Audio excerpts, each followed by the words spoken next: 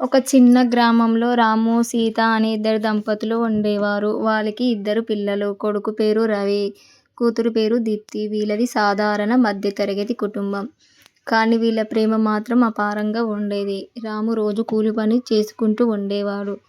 సీత ఇంటి దగ్గర నుండి పనులు చూసుకుంటూ పిల్లల్ని ప్రేమగా పెంచేది. వీరికి డబ్బులు ఎక్కువ లేకపోయినా సంతోషంగా ఉండేవారు. వీళ్ళందరికీ ఒకరోజు ఒక సమస్య వచ్చింది. రాము కూలి పని చేస్తుండగా పైనుండి కాలు జారి పడిపోయాడు. కాలుకు గాయమైందని డాక్టర్ చెప్పాడు.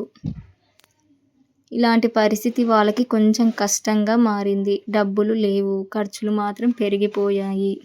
ఇలాంటి పరిస్థితి చూసిన పిల్లలు ఒక నిర్ణయానికి వచ్చారు. రవి తన తల్లిని చూసుకుంటూ ఇలా అన్నాడు.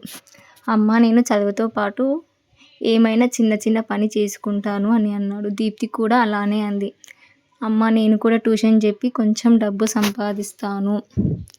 అప్పుడు సీత కళ్ళల్లో నీళ్లు తిరిగాయి. కానీ గర్వంగా కూడా అనిపించింది. ఇలాంటప్పుడు కష్టాల్లో ఐక్యత చాలా ముఖ్యం. రవి తన పాఠశాల తర్వాత కిరాణా దుకాణంలో పనిచేయడం మొదలుపెట్టాడు. దీప్తి కూడా చిన్న చిన్న పిల్లలకి ట్యూషన్ చెప్పేది.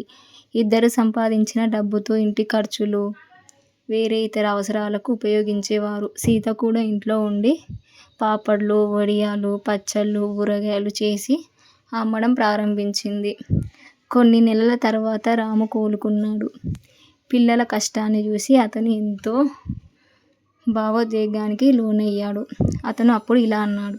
నిజమైన సంపద డబ్బు కాదు, మన కుటుంబం ఐక్యత. ఆ రోజు నుంచి వాళ్ళ కుటుంబం మరింత బలపడింది. ప్రతి సమస్యను కలిసి ఎదుర్కోవడం నేర్చుకున్నారు.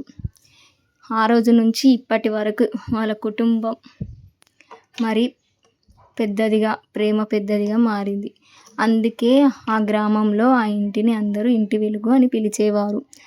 కుటుంబం అంతా కలిసి ఉంటే ఎలాంటి కష్టమైనా తేలికగా మారిపోతుంది.